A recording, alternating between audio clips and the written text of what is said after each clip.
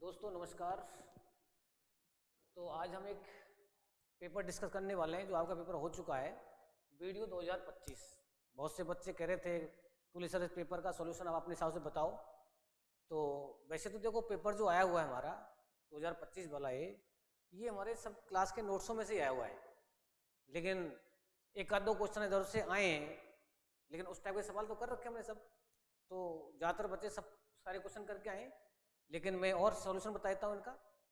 तो देखिए इसमें सबसे पहले जो क्वेश्चन दिया गया था, ये क्वेश्चन तुम्हारे सामने है। ये बिल्कुल हर बच्चा कर सकता है इसको। अब खेल तो टाइम का है ना, अब कितने टाइम के अंदर आप इसको निकालते हो, बस वो मेन चीज़ है इसके अंदर।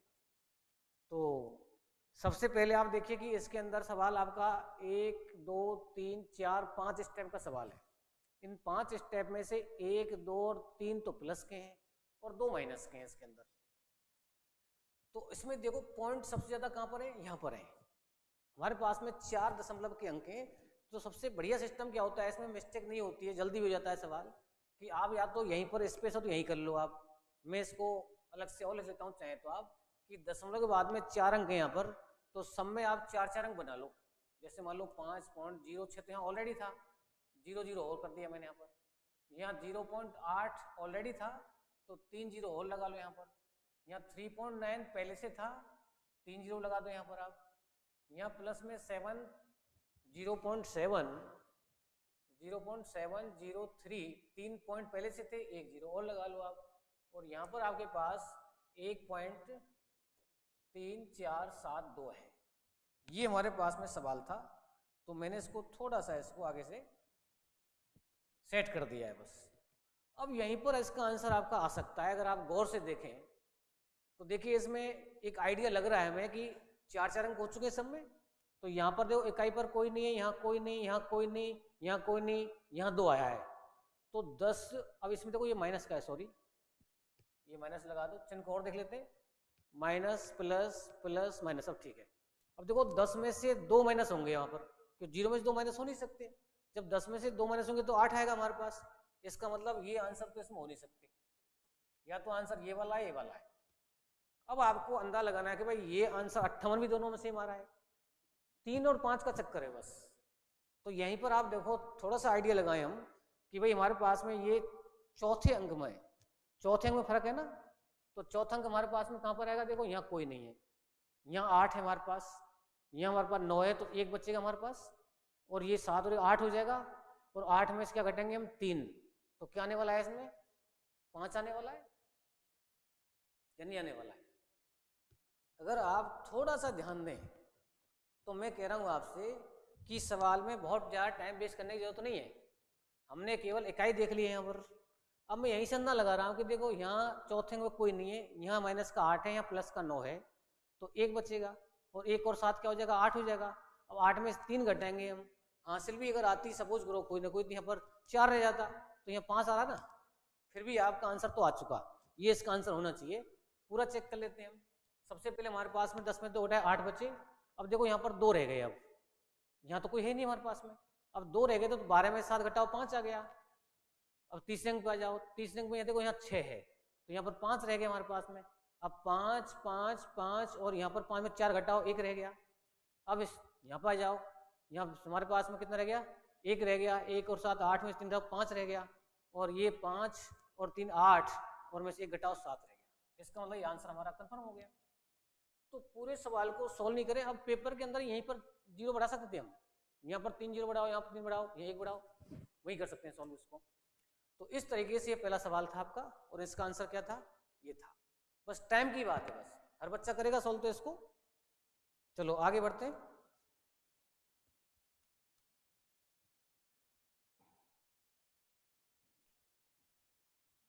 ये देखो दूसरा सवाल है इसका। दूसरा क्वेश्चन कह रहा है भाई 7/11, 8/15, 5/9 और 11/17 4 भिन्नें आपके लिए यहाँ दे रखी हैं, और कह रहा है सबसे बड़ी और सबसे छोटी के भिन्नों का गुणनफल बताओ। हमने ऐसे सवाल ढेर सारे कर रखे हैं दशमलव भिन्न के अंदर, लेकिन हमने कई टाइप कर रखे हैं।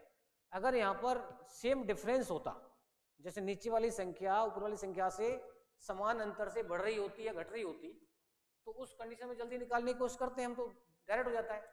लेकिन यहाँ ऐसा नहीं दिख रहा है हमें, तो आप इंटू कर लो। सबसे पहले सबसे बड़ी निकाल लेते हैं हम। अब सबसे बड़ी में क्या होता है, दो भिन्न चेक कर लेते हैं हम। तो ये देखो 88 बैठ रहा है, 105 बैठ रहा है, ये क्रॉस इनटू करो 88 105, तो ये बड़ा है, इसको छोड़ दो। अब 63 और 55 इससे बड़ा है, ये भी गया काम से। और 17 7 119 और 11 121 हो गया, ये 119 बैठ रहा है, 121 बैठा, तो इससे बड़ा ये हो गया। तो सबसे बड़ा कौन सा आ गया, 11/17 आ गया, इसका काम हो गया। अब सबसे छोटी बात करते हैं। अभी आपको पता लगा भाई इन दोनों के अंदर ये छोटा था, अब बड़े को छोड़ते जाओ, ये छोटा है, इन दोनों को चेक करें हम, तो ये 105 था, 28 था, तो ये छोटा हो गया। अब इन दोनों चेक करो, ये 72 हो गया, 75 हो गया। अब ये 72 ये 75, इसका मतलब ये छोटा है, इसका मतलब इसको आप 8 होते 15 करना था। 88 देखो कहाँ रहा है ऊपर, 88 एक ही मारा है, आंसर आ गया। तो मतलब ये कहने का कि सवाल टफ नहीं आए, सवाल सब सिंपल आए, बस थोड़ी सी आपको जल्दी करनी थी इसमें। चलो आगे बढ़ते हैं। अगला क्वेश्चन दिया देखो, किसी भिन्न के अंश को 15% कम कर दो, ये परसेंटेज का सवाल आ गया हमारे पास, और हर को 10% कम कर दिया है, तो भिन्न का मान इतना प्राप्त होता है। अब ये भी क्वेश्चन हमने क्लास में कर रखा है, एज इट इज हमारे नोट्सों में है। अब भिन्न का मतलब होता है भाई एक संख्या x मान लो, एक संख्या y मान लो, हो गए भिन्न हमारे पास। अब ये कह रहा है 15% कम कर दो इसको, तो 85% रह जाएगा ये। इसको 10% कम कर दो, 90% रह जाएगा ये। इसकी जो वैल्यू है वो कह रखी है इसने 2/9। अब यही काट दो, ये हम जानते हैं जब ऊपर भिन्न होती है नीचे भिन्न होती है तो अंश से अंश काट सकते हैं, हर से हर काट सकते हैं, ये जानते हैं ना। तो यहाँ पर आप इसको 100 को डायरेक्ट काट सकते हैं ऐसे, 5 से काटो 17 बार, 5 से काटो, सॉरी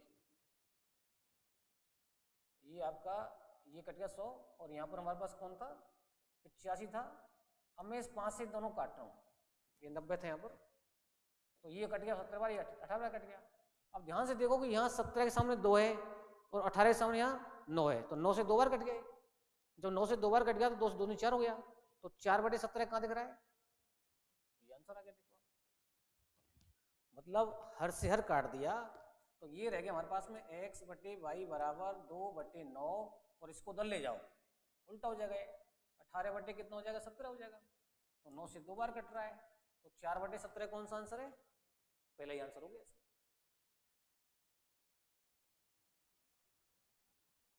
ठीक है ना, कोई दिक्कत इसमें, आगे बढ़ूं, चलो आगे। अगला क्वेश्चन क्या कह रहा है देखो, अगला ये कह रहा है भाई किसी एक ब्रांड की चाय का मूल्य 8% घटने के कारण अजय कोई व्यक्ति दे रखा है 460 रुपए में 125 ग्राम चाय अधिक खरीद पाता है। सिंपल सी बात है, अगर भाई किसी चीज का दाम घटेगा तो चीज ज्यादा मिलेगी हमें। तो ये कह रहा है भैया कि 8% दाम घट रहा है इसका। अब इसको मैंने कई प्रकार से बता रखा है आप लोगों के लिए। अब मैं आपको सबसे जल्दी जो होता है मैंने इसका सूत्र बता रखा है। इसमें दो तरह के मूल्य आते हैं, एक तो आता है इनिशियल प्राइस यानी प्रारंभिक मूल्य। प्रारंभिक मूल्य मतलब घटने या बढ़ने से पहले वाला। इसने पूछा है घटा हुआ मूल्य, इसका मतलब प्रेजेंट मूल्य पूछ रहा है। तो वर्तमान मूल्य कहो या घटा हुआ मूल्य कहो एक ही बात है। तो इसका मैं डायरेक्ट फॉर्मूला बता रखा है आपके लिए, AX/100K। जिस बच्चे को याद है वो सबसे जल्दी कर देगा इसको। अब ए का मतलब होता है वो परसेंटेज, 8 दे रखी है। एक्स मतलब रुपए, रुपए कितने रखे हैं 460 दे रखे हैं यहाँ पर आपको, अपॉन 100 फिक्स है यहाँ पर। और के का मतलब जितनी मात्रा हमको ज्यादा या कम मिलती है। अब ध्यान रखना है कि इसका मूल्य पूछा है किलोग्राम में और ये पूछ रहा है ग्राम में यहाँ पर, तो इसको किलो में बदल देते हैं हम। तो 125/1000 करेंगे हम यहाँ पर ऐसे, तो किलो में बदल जाएगा। यानी मात्रा हमको उसी रूप में लेनी है जिस रूप में वो भाव पूछ रहा है। तो 125 ग्राम है यहाँ पर, तो ग्राम को किसमें चेंज कर लो, किलोग्राम में। तो आंसर सीधा आ गया हमारे पास। अब ये जो भी है इसका आंसर सीधे यहाँ पर, इसको चाहे तो ऊपर ले जाओ, इस 1000 को यहाँ लिख सकते हैं और यहाँ से इसको हटा सकते हैं। ये हम जानते हैं सवास, देखो 780,000 होते हैं, एक जीरो और काट सकते हैं, बस इनटू करना है, बस आपको इनटू करना है। इसमें देखिए कितना आ रहा है, ये देखो 8 × 48, 832 36 हो जाएगा, इंटू 8 और बटे 10 है, तो 8 64, 8 × 48 और 6 54, 8 × 24 और 5 29। ये देखो आंसर आ रहा है। 294.4, ये इसका आंसर आ गया। और सब तरीके, कई तरीके हैं इसके। सूत्र के अलावा हमारे पास में ये भी हो सकता था कि भाई अगर पहले हमारे पास में अगर भाव 100 रुपये किलो था, तो अब भाव कितना रह गया बताओ, हमारे पास 92 रह गया। इसको मैं और काट सकता हूँ, 4 से काट सकता हूँ इसको मैं 25 बार, और 4 से काट सकता हूँ मैं 23 बार। ये हमारा भाव है। और मात्रा जब निकालेंगे इसकी हम, तो इसको उल्टा कर दो, 23 अनुपात क्या कर दो, 25 कर दो। इस तरीके से भी निकाल सकते हैं हम। अब मात्रा उल्टी क्यों हो गई यहाँ पर, क्योंकि खर्चा हमारा वही है। जब खर्चा वही है तो हम मात्रा और भाव को एक दूसरे के अपोजिट कर सकते हैं। तो अब देखो इससे और टाइट हो रहा है, इन दोनों का डिफरेंस दे रखा है आपको यहाँ पर, यहाँ डिफरेंस 2 आ रहा है, तो 2 की वैल्यू क्या दे रखी है आपको, 125 ग्राम दे रखी है। 125 ग्राम को मैं 1/8 किलोग्राम भी कह सकता हूँ, तो यहाँ से भी निकाल सकते हैं। यानी 2 की वैल्यू दे रखी है आपको 1/8 किलोग्राम, तो 1 की वैल्यू निकाल सकते हैं हम। फिर 23-25 का मान निकाल सकते हैं हम, क्योंकि प्रेजेंट ये तो है प्रारंभिक और ये वर्तमान है, तो वर्तमान मात्रा निकाल लो आप। वर्तमान मात्रा निकाल के और अपने रुपए में डिवाइड कर दो। रुपए कितने हमारे पास में, 460 है, फिर आंसर आ जाएगा हमारे पास में। लेकिन ये सबसे आसान तरीका था इसका, जो घटा हुआ मूल्य पूछ रहा है ना, तो सीधा इसमें डालो, आंसर आ गया इसका।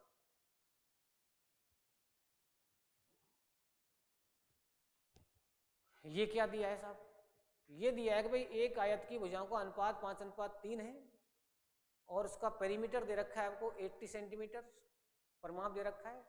और फिर एक रहेगी आयत की लंबी भुजा 20% बढ़ा दी जाए। लंबी भुजा मतलब लंबाई को 20% बढ़ा रहा है और चौड़ाई को 40% बढ़ा रहा है। तो बताइए आयत का परिमाप कितने सेंटीमीटर होगा, मतलब नया परिमाप पूछ रहा है अभी आपसे। तो सिंपल सी बात है कि भाई पेरीमीटर दे रखा है आपको 80। अब देखो यहाँ भी पेरीमीटर की बात है और बाद में पेरीमीटर की बात कर रहा है, तो मैं डायरेक्ट भी कर सकता हूँ इसको। वैसे 2 × L+B का मान है ये, लेकिन मैं डायरेक्ट ही L+B मान लेता हूँ कि भाई 5 और 3 को मुझे 80 करना है।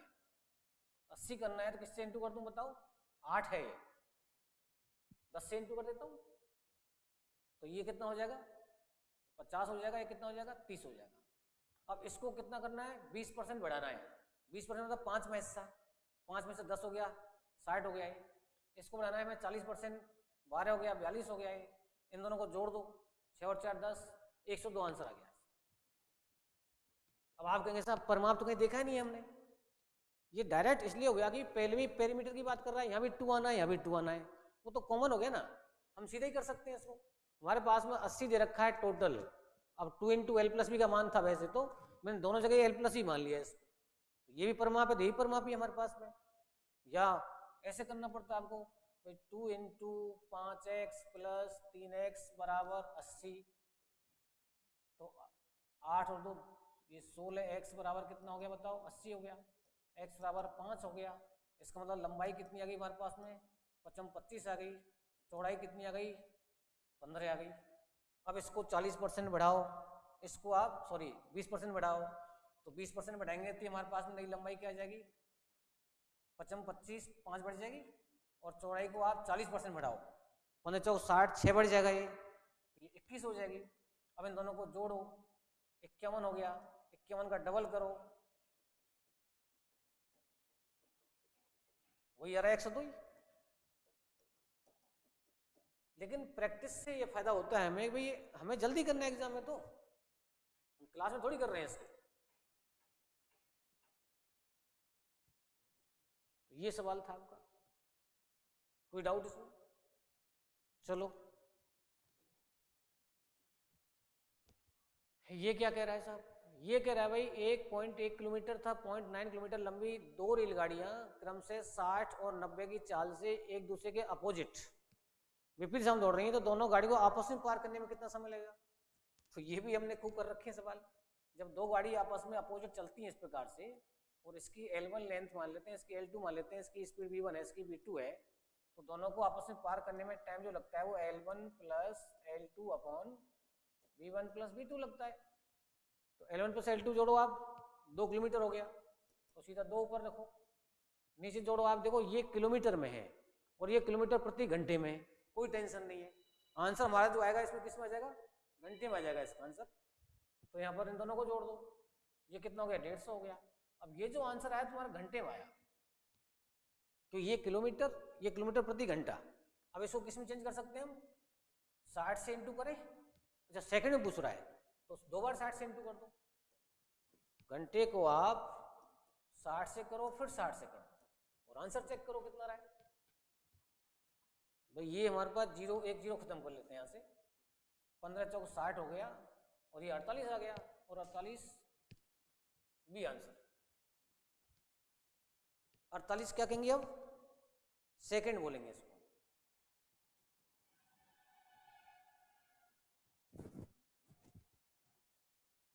बस यही ध्यान रखना है पेपर के अंदर। और बहुत से बच्चे सूत्र को लिखेंगे फिर इन दोनों को अलग लिखेंगे फिर जोड़ेंगे, ऐसे नहीं, तुरंत मुंहजबानी करना है।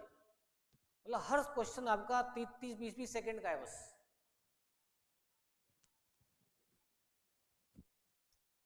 चले आगे, चलिए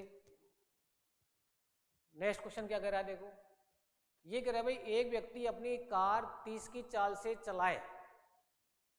अगर वो कार को 30 की स्पीड से चलाता है तो क्या होता है, 15 मिनट लेट पहुंचता है या 15 मिनट देरी हो गई इसको।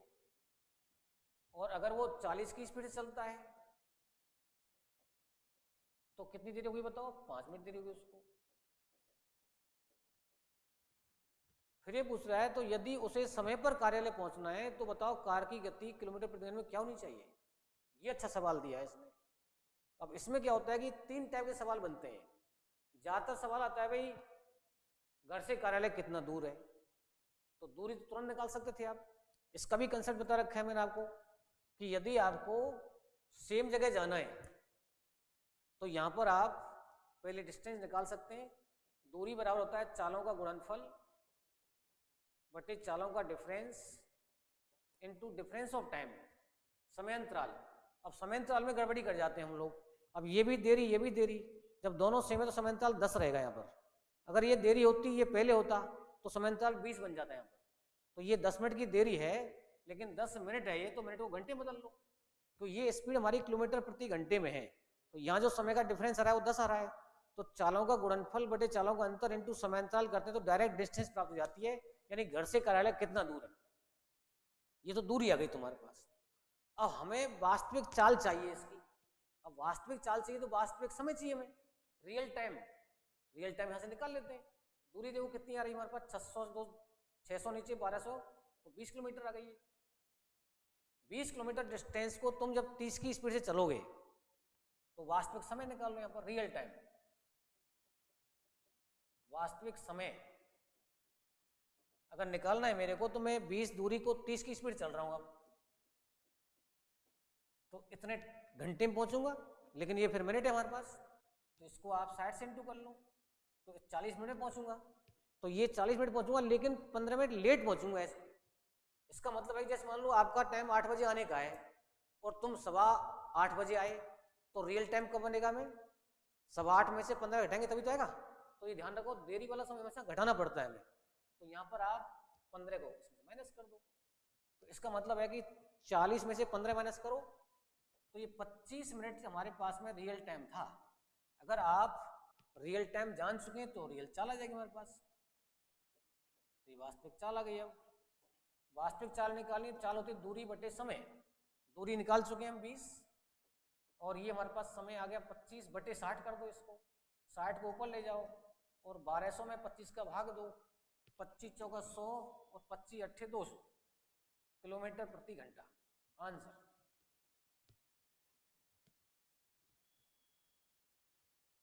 अच्छा क्वेश्चन दिया है।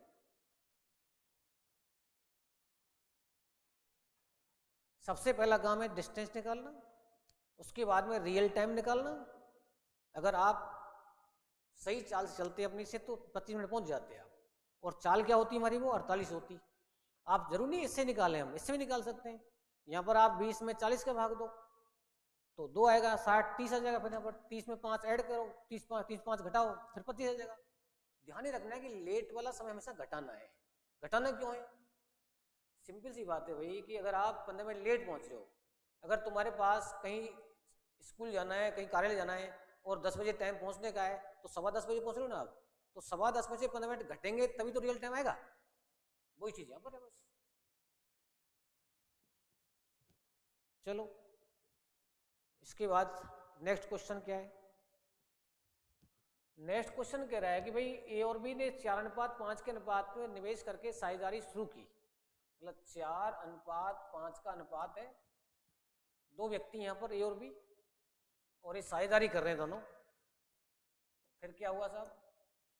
फिर ये कह रहा है भाई 3 महीने के बाद ए ने अपने निवेश में से 1/4 भाग निकाल लिया।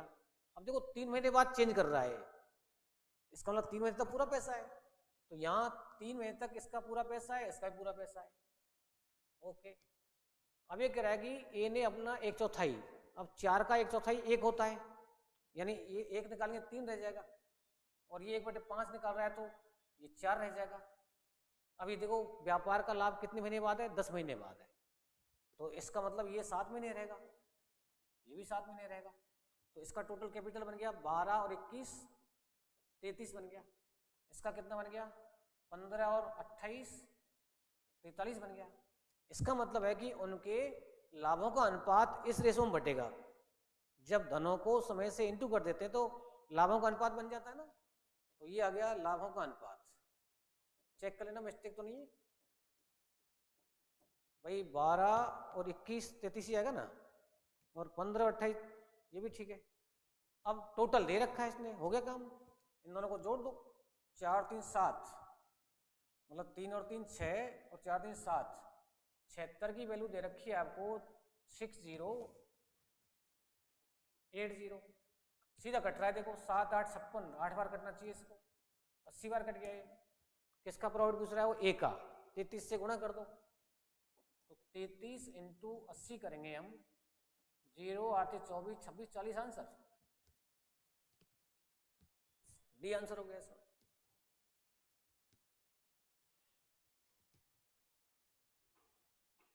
ठीक है ना? अगर यहाँ पर वर्ष के अंत होता तो यहाँ पर 9 से गुणा करते हम। ये क्लियर बोला है उसने कि भाई 10 महीने बाद, इसका मतलब व्यापार का जो लाभ बट रहा है वो आफ्टर 10 मंथ बट रहा है यहाँ पर।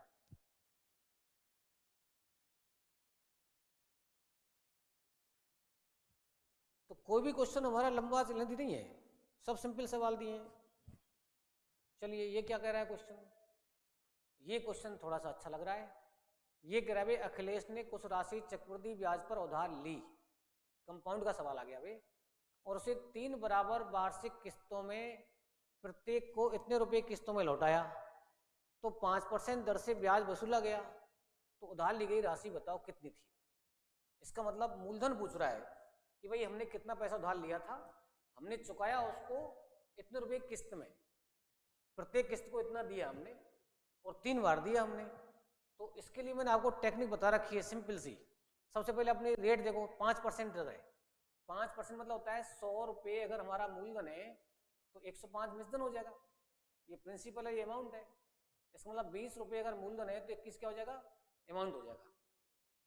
अब 3 साल का सवाल है, तो 3 साल का सवाल है, 3 किस्तों का सवाल है, तो तीनों किस्तों में 3 बार मूलधन क्या होगा हमारा?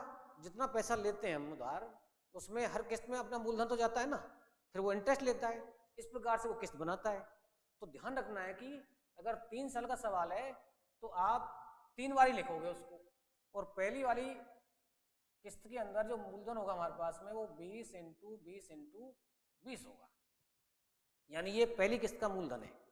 अब अगली किस्त में क्या होगा कि 1 20 हमारा 21 बन जाएगा, तो 20 इंटू 20 इंटू 21, ये दूसरी किस्त का मूलधन आ गया।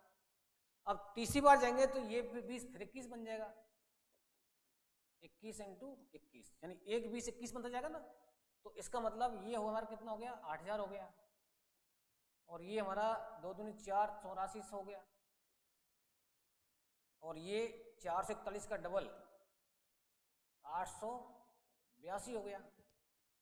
अब ये तीनों मूलधन हम अगर जोड़ लें, उसकी बात पूछ रहा है सवाल, तो ये तो 20 आ गए यहाँ पर, 8 4 12 हो गया, 8 3 24 25 हो गया, मतलब इसकी बात कर रहा है वो। ये 2 ही आ गया ना, 8 4 12 हो गया, 25 हो गया, इसको पूछ रहा है वो। और किस्त आपके लिए उसने प्रत्येक दे रखी है, और प्रत्येक किस्त क्या आएगी यहाँ पर? 21 21 21 आएगी भाई, अमाउंट हमारा 21 ही है ना, तो प्रत्येक किस्त यहाँ पर जैसे 21 21 21 21 21 21 21 21, तो प्रत्येक किस्त हमारी आएगी 100 के हिसाब से 21 इंटू 21 इंटू 21 का मतलब होता है 9261। अब प्रत्येक किस्त का मतलब 21 का मान उसने दे रखा है या टोटल दे रखा है? टोटल दे रखा है इसने, इतने रुपए प्रत्येक को, प्रत्येक किस्त अगर इतनी हमारे पास में तो 9261 है। बताओ ये क्या है? 3 बराबर वार्षिक किस्तों प्रत्येक इतने रुपए में लौटा दिया।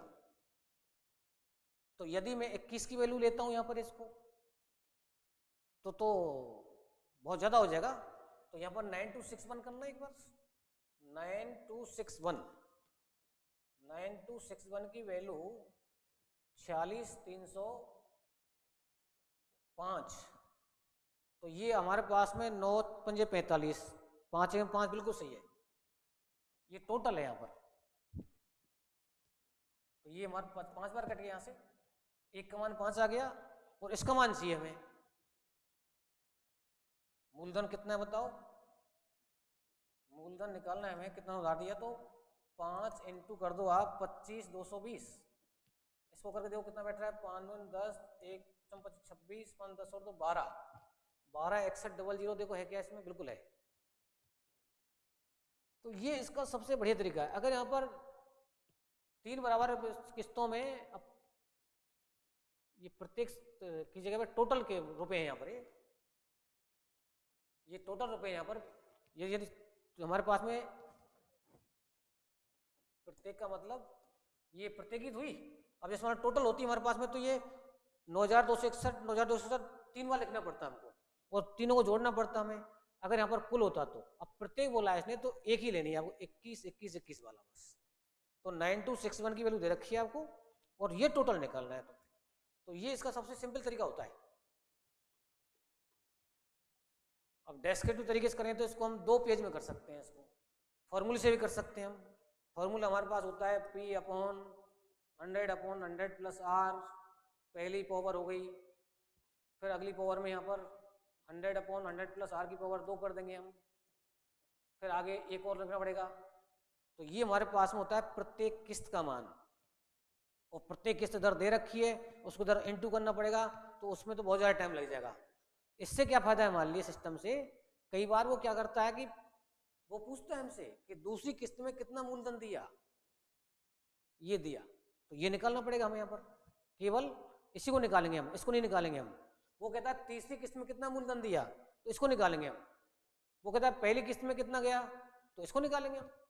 तो मतलब ये कहने का हमारे पास में ये पहला दूसरा तीनों मूलधन जो है हमारे पास में, ये आपके अलग भी हैं और टोटल भी हैं। ठीक है ना? चलो, अब जब पूरा कंपाउंड इंटरेस्ट आप लोग पढ़ते हो तो वहाँ पर पूरा बताते हैं इसको। अभी तो बहुत से बच्चे अगर जिन्होंने नहीं पढ़ रखा हुआ ये चैप्टर, तो उनको दिक्कत आ रही है थोड़ी सी। लेकिन हमारे जो चक्रवृद्धि ब्याज वाले जो वीडियो पढ़े हैं उनको देख सकते हैं आप, और जो बच्चे पढ़े हुए हैं पहले से उनको कोई दिक्कत है ही नहीं। ये कह रहा है भाई इसका और इसका HCF पूछा है इसने। HCF मतलब होता है हाईएस्ट कॉमन फैक्टर। मतलब जैसे मान लो मैंने कहा आपसे भाई 12 और 16 का HCF बताओ, तो 12 और 16 में 2 का भी भाग जा रहा है, 4 का भी जा रहा है, 8 का भी जा रहा है क्या? 8 का नहीं जा रहा। अब देखो 2 का जा रहा है इसमें और 4 का भी जा रहा है। तो इसमें बड़ी से बड़ी संख्या कौन सी हमारी? 4 हो गई। तो इसमें आंसर 2 भी है 4 भी है, लेकिन वो कह रहा है HCF हाईएस्ट कॉमन फैक्टर। तो इसका आंसर क्या देंगे? 4 × 12 4 × 16। अब देखो कटिंग बंद हो गई इसकी। इसी प्रकार से एल्जेब्रिक सवालों के अंदर भी वही चीज होती है। इसके अंदर और इसके अंदर कोई कॉमन फैक्टर है हमारे। अब कॉमन फैक्टर देखने हैं आपको कौन कौन से हो सकते हैं इसमें। अब यहाँ पर हमारे पास में x8 है या x4 है, तो इसके तो फैक्टर कर सकते हैं आराम से। 8 है तो इसका मतलब ये x4 - 1 x4 + 1 हो जाएगा। फिर इसे कर सकते हैं x² - 1 x² + 1 हो जाएगा, और ये जो कि तो रहेगा। फिर इसे कर सकते हैं x + 1 x - 1, ये आपका जो कि तो रहेगा। इसका तो काम हो गया। इसका मतलब है कि इनमें से कौन कौन से फैक्टर इसमें बैठे हैं। अब जैसे मान लो यही बैठा होता केवल, तो ऐसा तो कोई आंसर नहीं है इसमें। और ये दोनों बैठे हैं तो आंसर ये हो सकता है। केवल ये बैठा है तो ये हो सकता है, लेकिन ये तो पॉसिबल है नहीं इसके अंदर। इसको चेक करते हैं। अब आप ध्यान से देखो, आप कि 2 और 1 3, 3 प्लस के और 3 ही माइनस दिख रहे हैं इसमें आपको। इसका मतलब है कि यदि मैं यहाँ पर x की वैल्यू 1 लेता हूँ तो ये 0 बैठ रहा है। ये शेषफल में से निकालते थे हम बचपन में 6ठी 7वीं क्लास में, उसी हिसाब से एक खंड करने पड़ते हैं इसके, तो कोई वैल्यू पुट करनी पड़ती है जिससे कि इसकी वैल्यू 0 आ जाए। तो हम देख रहे हैं x का मान 1 रखते हैं तो यहाँ 3 प्लस के और 3 माइनस के, जब x की वैल्यू 1 रखने पर ये 0 बैठ रहा है तो इसका मतलब x माइनस 1 एक फैक्टर हो गया इसका। तो x माइनस 1 बना लेते हैं यहाँ पर हम। तो सबसे पहले x4 तो जो कि तो लिखना ही पड़ता है। अब देखो -1 करना है यहाँ पर, तो माइनस x³ करना पड़ेगा ना यहाँ पर। जब x³ कॉमन लेंगे तो x माइनस 1 बचेगा अंदर, लेकिन हमारे पास में प्लस के 2x³ थे, तो यहाँ पर क्या करना पड़ेगा हमें, फिर 3x³ करना पड़ेगा। अब देखो 3 प्लस के 1 माइनस का, ये बच गया ना। अब यहाँ पर हमारे पास फिर x माइनस 1 करना पड़ेगा, तो माइनस में 3x² करना पड़ेगा। अब देखो 3x² कॉमन लो, x माइनस 1 बच गया हमारे पास, लेकिन यहाँ तो x² था ही नहीं हमारे पास, तो प्लस के 3x² कर दो।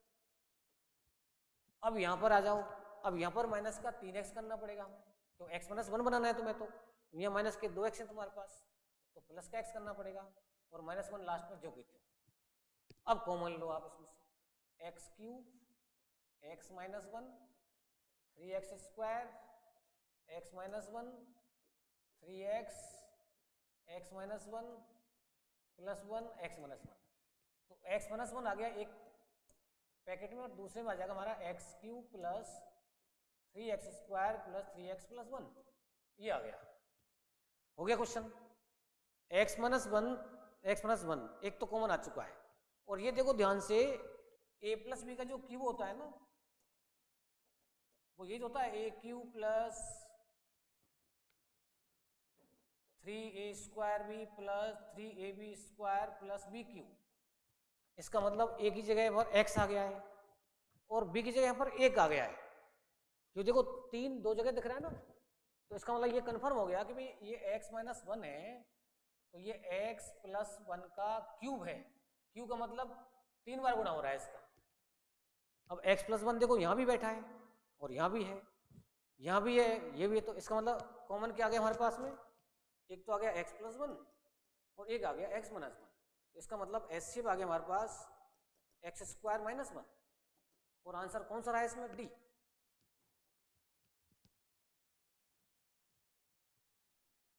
ये इसका उत्तर। बहुत अच्छा क्वेश्चन है ये भी। अब जिनको फैक्टर करने की प्रैक्टिस नहीं है उनके लिए थोड़ी दिक्कत हो सकती है इसमें।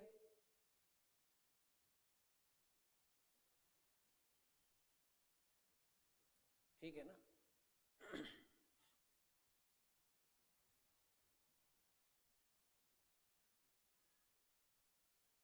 ये थोड़ा सा ज़्यादा टाइम ले गया, लेकिन बहुत से कम टाइम के थोड़े ज़्यादा बैलेंस रहता है वो, तो हर सवाल 30-40 सेकंड में हो जाता है एवरेज में। आगे बढ़ूं, चलो एक क्वेश्चन और कर लेते हैं हम, उसके बाद में नेक्स्ट क्लास में कर लेंगे। तो ये 22-23 क्वेश्चन शायद आए हैं, उसके अंदर आधे क्वेश्चन कर लिए अपन ने। ये क्या कह रहा है क्वेश्चन, देखो ये कह रहा है भाई हंसा और सुनीता दो सहेलियां हैं, प्रत्येक के पास में कुछ धनराशि है। यदि हंसा सुनीता को 30 रुपये देती है तो सुनीता के पास हंसा के पास बचे धन का दोगुना हो जाता है, और यदि सुनीता हंसा को कुछ देती है 10 रुपये देती है तो हंसा के पास सुनीता के पास बचे धन का तिगुना हो जाता है। तो इस टाइप के जब सवाल आते हैं तो पढ़ने में टाइम लग जाता है। पहली बात तो टाइम तो लगता है पढ़ने में, फिर समझना है उसको। तो कुछ सवालों में सिंपल सवाल टफ नहीं है, सवाल सिंपल है, लेकिन आप देखिए कह रहा है हंसा और सुनीता दो यहाँ पर व्यक्ति है, और ये कह रहा है कि हंसा सुनीता को 30 रुपये देती है, तो यहां से 30 रुपये गए और यहां पर 30 रुपये आ गए। क्लियर। हंसा ने सुनीता को 30 रुपये दिए, तो माइनस कर दो, यहां प्लस कर दो, तो क्या होता है, तो हंसा के पास बचे धन का दोगुना हो जाता है सुनीता के पास। तो ये 1:2 हो गया, यानी हंसा अगर 1 है तो ये 2 हो जाएगी। एक तो कंडीशन ये दे रखी है आपको। दूसरी कंडीशन क्या है, यदि सुनीता हंसा को 10 रुपये दे, अब नीचे वाली 10 रुपये दे रही है यहाँ से, तो ये प्लस हो जाएगा यहाँ पर। इसका क्या कंडीशन हो रहा है, ये कह रहा है तिगुना हो जाता है, तो ये हंसा के पास अब तिगुना हो गया, 3:1 आ गया। अब इंपॉर्टेंट चीज है कि पूछा क्या है इसने, हंसा के पास राशि पूछी है इसने। तो अब देखो वैसे तो आराम से कर सकते हैं हम, विधि विधान से, तो भाई हमारे पास में एक समीकरण यहाँ से आने वाली है, इसका इससे गुणा कर दो, इसका इससे गुणा कर दो, इसका इससे कर दो, इसका इससे कर दो। अब हंसा की वैल्यू पूछ रहा है वो, तो इसमें सुनीता की वैल्यू को बराबर कर लो, फिर सॉल्व करने पर आंसर आ जाएगा। लेकिन मैं आपको डायरेक्ट टेक्निक बताता हूँ। यहाँ पर हंसा का पूछा है तो सुनीता को बराबर करना है। मैं यहाँ देख रहा हूँ सुनीता यहाँ 3 से इंटू हो रहा है और यहाँ सुनीता 1 से इंटू हो रहा है, तो इसको आप 3 से कर लो। इसको 3/3 मतलब ऐसे कर दूं गुणा में, तो मैथमेटिकली कोई दिक्कत नहीं है। तो यानी ये हो गया 3/6, 3 कितना हो गया, 6 हो गया। अब ध्यान से देखो, इधर भी 3 सुनीता, इधर भी 3 सुनीता। जब ये दोनों आपस में सॉल्व होंगी समीकरण, तो ये आपस में कट जाएंगे। अब हंसा की बात करते हैं। यहाँ 6 हंसा और यहाँ पर कितनी, 1 हंसा, तो 5 हंसा बची यहाँ पर, एक तो काम ही हो गया। अब संख्या की बात करते हैं हम, तो ये हो गया 180 और ये हो गया 90। तो 180 माइनस का रहा है, 90 प्लस का रहा है, तो डिफरेंस अगर करेंगे हम तो जुड़ जाएगा। अगर ये भी प्लस होता ना तो घट जाता। जब एक प्लस होता है, एक माइनस होता है और फिर डिफरेंस करते हैं तो क्या होता है, वो जुड़ जाता है। जैसे मान लो मैंने कहा आपसे 5 में से 3 घटाओ, तो 2 ही उत्तर आएगा। लेकिन मैंने कहा 5 में से -3 घटाओ, तो ये 8 उत्तर आएगा। तो इसका मतलब एक प्लस होता है, एक माइनस होता है, तो जब डिफरेंस करते हैं तो वो जुड़ जाता है। तो इसका मतलब यह कि ये हो गया 180 और ये हो गया 90, 270 हो गया। इधर देखो, इधर हो गया 30 और 10 40 हो गया। ये दोनों को ऐड करना है इनको। तो ये हमारे पास में कितना हो गया, 5h बराबर 310 बैठ रहा है क्या। 5 से काट के देखो उसको, h कितना आ गया, 5 6 30 5 10 62। देखो आंसर में है क्या, बिल्कुल है। अब यदि तुम सुनीता का निकालते तो हंसा को बराबर कर देते हम। तो ये इसका सबसे बढ़िया तरीका है। अब आपके साहब ऐसे तो दिमाग में नहीं आया, तो कोई बात नहीं, गुणा कर लो, इसका ऐसे गुणा करो, इसका ऐसे गुणा करो आप। चलो वो ही बता देता हूँ मैं आपको। भाई इससे इंटू करते हैं, 1 बटे कितना था, 2 था, तो 2h - 60 इक्वल टू s + 30। पता भी चल जाएगा सही हुआ गलत हुआ है। तो इसको इधर ले आओ, 2h - s बराबर 90 हो जाएगा ना। ये समीकरण नंबर 1 आ गई। इससे आ जाओ, h + 10 बराबर 3s - 30। इसको उधर ले आओ, तो h - 3s इक्वल टू -40 हो गया। तो 10 जब उधर जाएगा तो माइनस का हो जाएगा ना।